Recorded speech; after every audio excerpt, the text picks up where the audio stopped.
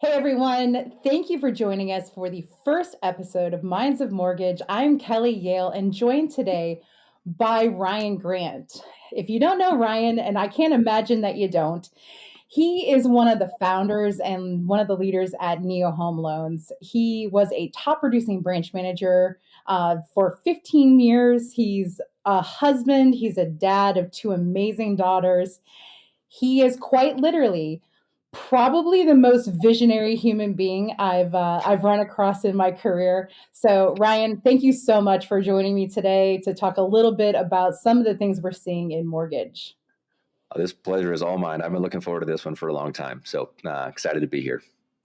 I'm gonna ask you. I mean, we obviously know each other. I could expound on how, but why don't you talk a little bit about how it is we came to know one another?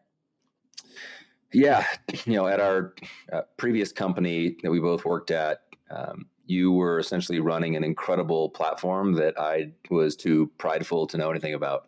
Um, I thought my CRM was all that and then some. Not knowing what you were doing and how innovative you were, and this was like 2017 through 2020ish, and so, and I didn't really hear, much about it because I was kind of in my own world. I really made a point to like, let's focus on what we do, and just tried to keep our head down and really, I was working on a lot of stuff that just so happened that you were trying to work on, and we were just kind of running these parallel lives. And Lord knows I could have used your technological help and your skill sets earlier in my career, but we got together. You reached out about art of home ownership, and then at that point we had started Neo, and that's when the collaboration and friendship really happened, which I'm very thankful for.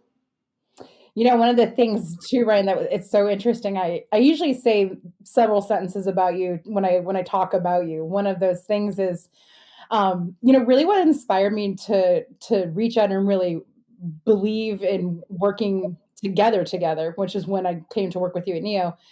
You were standing on a stage and you said, "If I would have met Kelly 4 years ago, we would have already changed the mortgage industry." Yep. And I hear a lot of things from a stage that I'm like, "Oh, okay, whatever." But when I heard that, I was like, no, no, no. Like, that is a literal thing.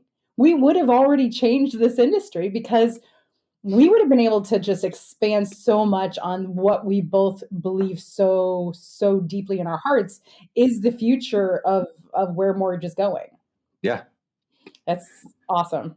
So Yep. I started working with you at Neo at the beginning of 2023, and you guys were going through a transition yourselves. Can you speak a little Yeah. bit to the transition you were in? Uh, we knew that we were doing everything that we could to provide as much value to the consumer as we possibly could, but we also knew that we were coming up short. Um, you can only do so much when the consumer really only expects a mortgage from you. And so when we found out about the opportunity to kind of create a banking platform where not only our team can help families all over the country without being saddled and hamstrung by licensing, but also being able to offer different products and services. Now we can help our clients with their banking, and making sure they're getting good checking and savings rates and business banking and SBA loans. And our clients don't look at us as mortgage lenders when we help them holistically, right? They look at us as financial professionals, which I wholeheartedly believe this industry needs to raise the bar to where only financial professionals are allowed to give this type of advice and guidance and strategy and planning. And that's what we're working on. And that's why, the transition from being just an independent mortgage bank to a bank um, wasn't a super easy one, but I'm really grateful that we had the opportunity to do that, and grateful that you helped us, with that, and all the stuff that came along with it. So this entire podcast is inspired by the fact that you and I have a recurring call, and on our last recurring call, we talked about something that we talk about a lot, which is mindset. Seems like a weird word to use, but it's not mindset. It's like, how do we navigate these times to support the people who we love so much and to support the home buyers who trust us while we are all navigating these incredibly turbulent, emotional, and mentally taxing times.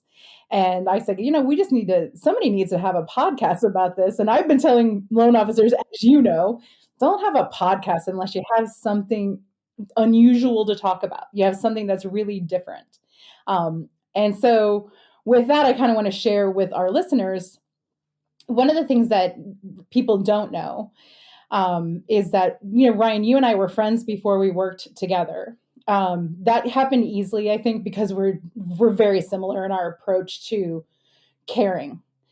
And my mom was actually diagnosed with Lewy body dementia literally as I started working with the NEO team. And we had a Monday call every week, you and I, that was an hour long, where we were talking about, technology and the marketing and how we were going to move everything forward. And I watched, as I'm sure you did, my mental health decline so drastically as my mother came closer and closer to the end of her life, especially at the end. And I really, you were encouraging me, which I know wasn't easy, to take time, take a step back and take time to take care of her at the end of her life, which I did. What was it like as my friend navigating me personally and professionally? Probably one of the hardest things I've ever done, both as a professional and as a friend. I haven't experienced a ton of loss in my life. So, obviously my parents are still alive, and, I haven't really had anything like, hyper tragic. My aunt, passed away. But nobody to that level, right? Nobody that like my mom or dad, right? And so I told you the same thing I tell everybody when I feel like I'm underprepared to be of service, which is, hey, I may say some things here that rub you wrong. I may say some things that sound stupid, but I want you to know it's genuinely coming from a good place. And I don't have the skills to have this conversation, but I just want to be here. And trying to navigate all of 2023, right? And all the things that were challenges for everybody on top of your personal challenges, it was just really hard. But I want to commend you for showing up as well as you did, with everything that was going on. I don't know if I could have done the same. And I'm glad that you were able to, step away and really be there and experience that with your mom. So, yeah, it was an interesting time, but one that I think that I definitely grew through. It was interesting because it certainly, my friends were obviously aware of kind of what was going on. I felt like you were in a very interesting seat with me because I trust you completely. And yet you had enough juggling to do. And I would show up to the call and I'd be like, the tech is going well, but I'm going to cry. And you're like, okay, well, happy Monday. But just how we showed up for each other in that space, that's been one of the hallmarks of our relationship, is showing up for each other in times, in very precarious times and very good times, and just being really honest with one another. So I appreciate you, as always. But part of this exercise from the very beginning, speaking of 2023, has truly been about, you put a lot into the people who work for you and the people around you. You are very focused on coaching, and you give everything through that coaching, right? And you don't care if you are on the phone with somebody, in operations in Idaho for 2 hours, or you just are so welcoming with your time and so generous with it. But 2023 was a killer. And how do you feel like you navigated 2023? I think what it took was just perspective, and it was something that I really had to work on. I spoke at the Momentum Builders event. Obviously, you were there, about the mental health challenges in our space that unfortunately just were not being addressed. It's almost like everyone knew how mentally challenging 2023 was. How there had been a massive shift in identity. Confidence was lost. Um, drive and passion was kind of sucked out of the industry. But what we saw was just a lot of keep going and try harder and get back to work and it'll be okay. And you can't fix somebody whose identity is lost with tactics or logic, right? And I think I first started to make that mistake, which was like, okay, because that's unfortunately just who I am, right? When someone says a problem, like I'm not the greatest, just let's listen and be empathetic. That's more Chris Ledley. I'm more, let's just solve this problem. Like, thank you for telling me the problem. I'm going to give you the solution.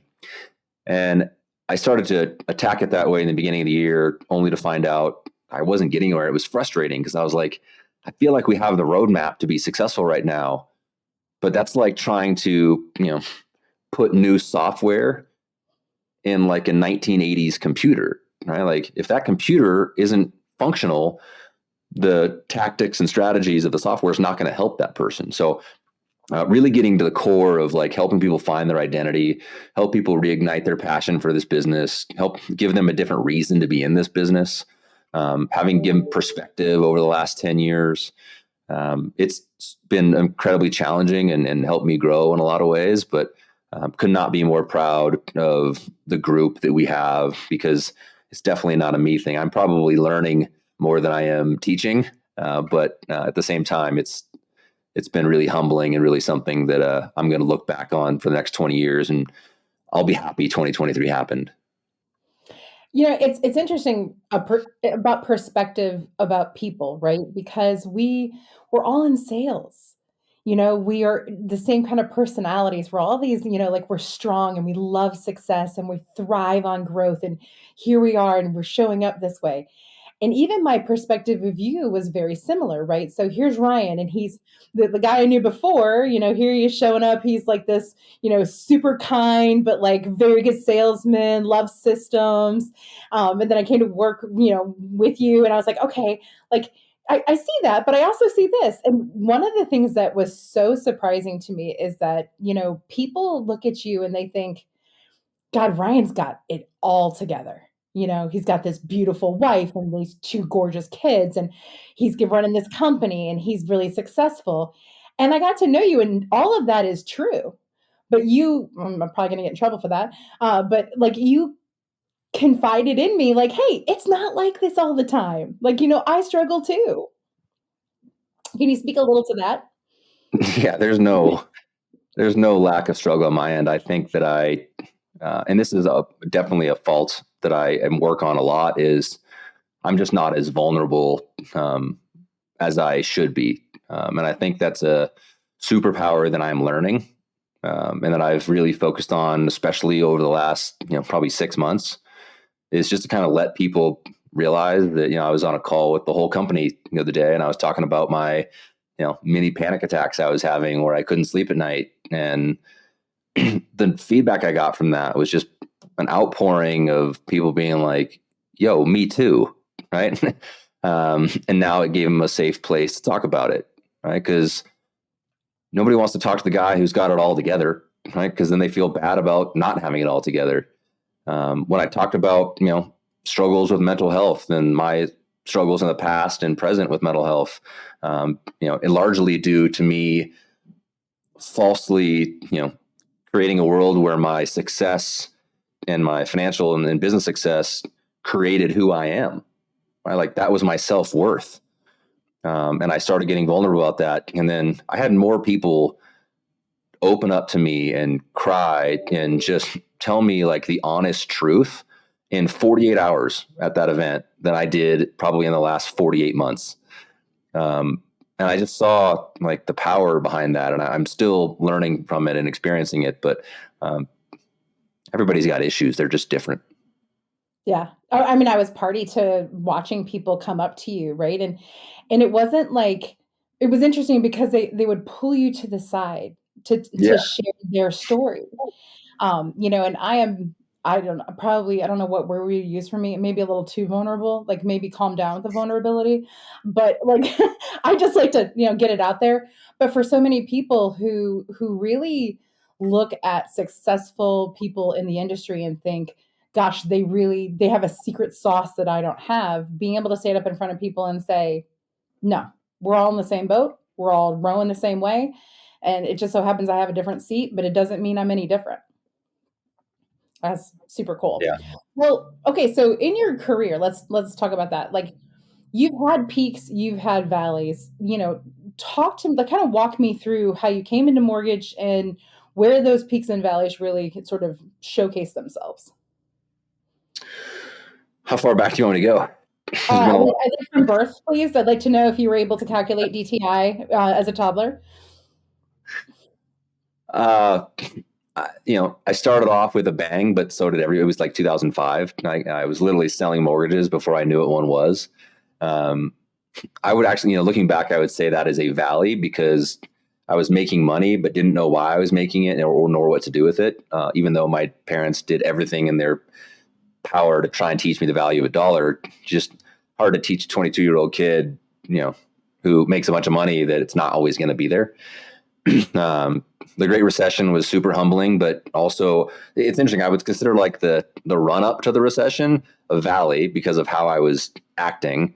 I would consider the kind of the hard part of the recession as a peak because I got to go through that time where I didn't have much, right? It's not, I had a home, but I didn't lose that. I didn't have a family. I didn't have kids. Like I could take it on the chin and be $80,000 in debt and have them take my car back and, have my house be $300,000 underwater and be 26 years old with no responsibility. Right. So I definitely see that as a blessing because there was a lot of people that were in a later stage of life that got hurt there. I think that gave me a lot of perspective in today's world as well. I would think, we're all talking professionally here, right? Yeah, kind of. Yeah, sure. So I have to throw in my wife and children on the peaks. But, starting in 2011 with zero, never met a realtor, never done a purchase loan, didn't have a database. All I'd ever done was just refinance people who called me off of a mailer. That's literally all I had done in my career. So starting in 2011, again, a blessing because rates were coming down and everyone was just refinancing all their clients. And here's Ryan out at every open house by himself because, I'm the only idiot who doesn't have any clients. And that was a really awesome time for me to learn and to grow. I think getting in the right professional communities was a really, a lot of different peaks for me because, I kind of had this real quick run up from 0 to 100 million in 3 years. And here I am again thinking, no, this is, I got this. Like, I'm pretty sure I've mastered the mortgage industry. And then, I get around people who really mastered the mortgage industry and I got humbled real fast. And I was like, I don't even know how we're here. I think we got here on accident. So getting around the right communities was really important for me. Finding the right teammates, finding Jeanette Lee in my life and Darcy Gonzalez and Eddie Huh, people like yourself, people like Danny Hirani and Josh and Chris and Mark and, Katie and Sid. I mean, Nico, and the list goes on, right? But like attracting all those people, I think was a product of the decisions that you just make along the way. And, obviously being able to kind of go through the COVID times, which created some really unique kind of dichotomies where you're succeeding but struggling at the same time. Mm-hmm. And then the opposite of that dichotomy actually holds true today, where we're succeeding and struggling at the same time, right? And it's just in a different manner. And so I'm really excited. I think where we are right now, I would consider not a peak, but we're definitely looking up the mountain, not down it, which is exciting. Yeah, I remember we used to say a lot of the time, we just need a little tailwind. If we can just get a little, and I used to say, we just need a win. I don't even care what the win is. I don't care what it is. We could be at a carnival and win a stuffed animal at this point. The loan officers just need a win. And I'll speak to kind of just give my feedback because it's true. One of the superpowers of Neo, in my opinion, is the people. For sure. That is, I've worked with a lot of people in my life. But the kind of dedication that people there have, it's a different thing. And it speaks so much to how long they've been with you, and that they're always willing to go through those trials with you, right? There, it's not, oh, geez, this isn't working out, or we're having a bad time and I'm out. And these are people who are just like, I believe in the cause. Like, the mission is clear.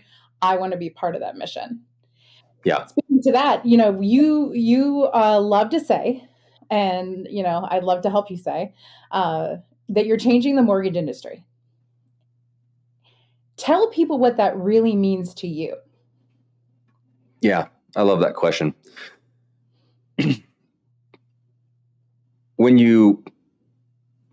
I'll use ownership language again. When I look back at my career, prior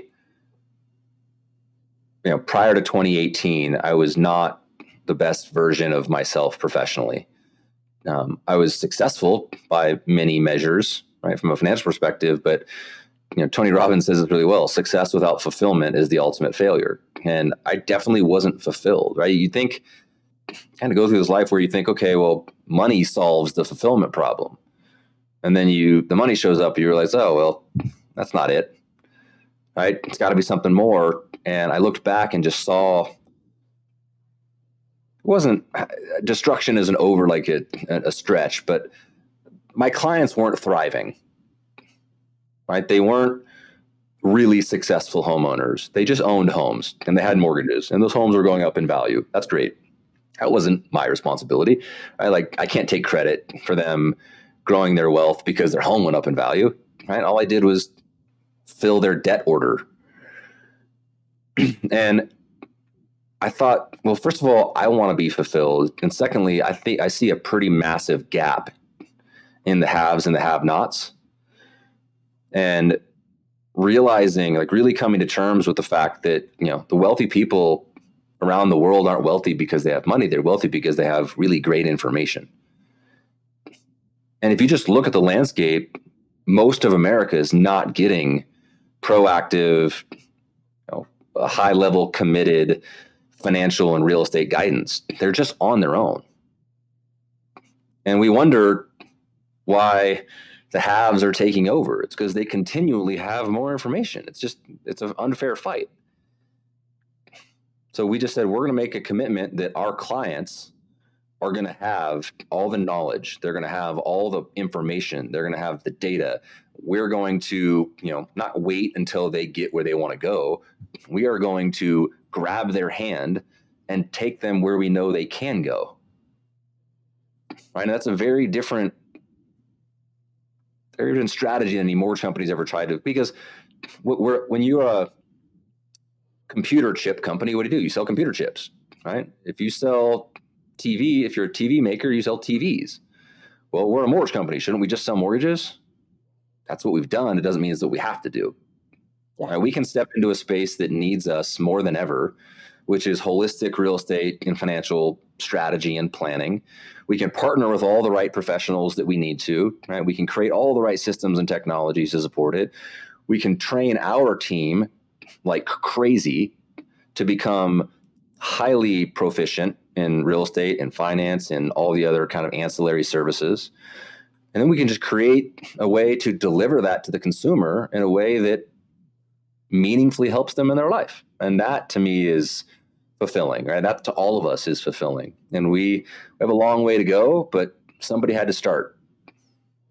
And sort of where we really aligned when we first met was your heart was to be in long-term relationships with anyone who you met.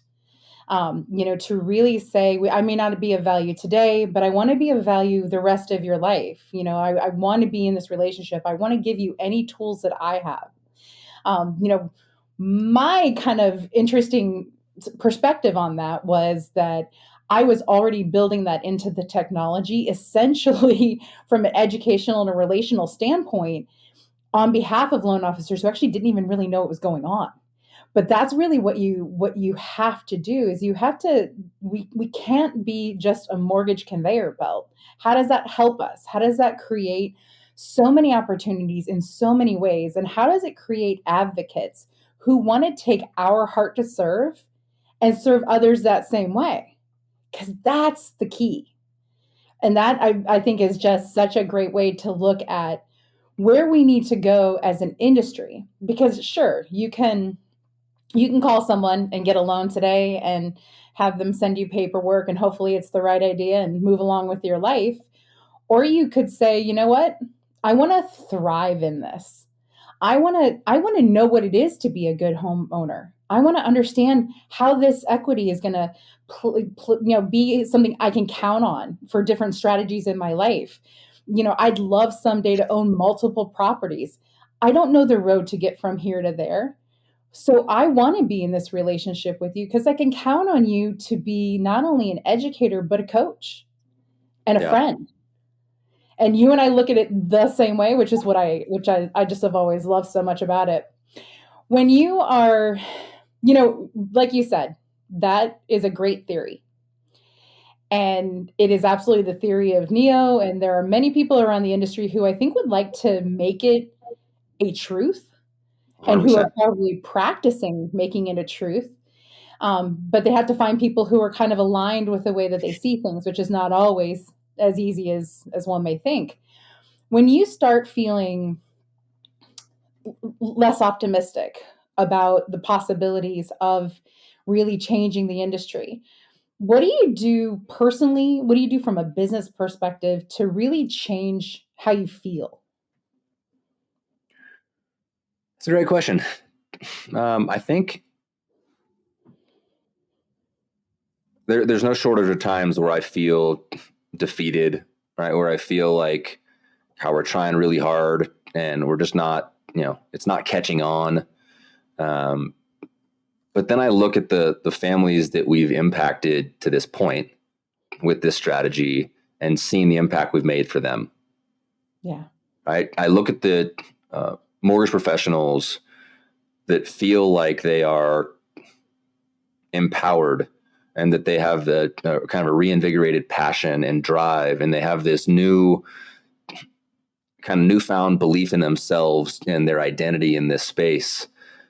And I see how bright they are, whereas they may have been a little more dim, kind of coming in. And it's like the whole the starfish story, right? Where you heard that one where the little kid sees all these starfish wash up on shore, and he wants to save them all, so he's going one by one, and some guy comes up and says, "Hey, you're not going to save all those starfish."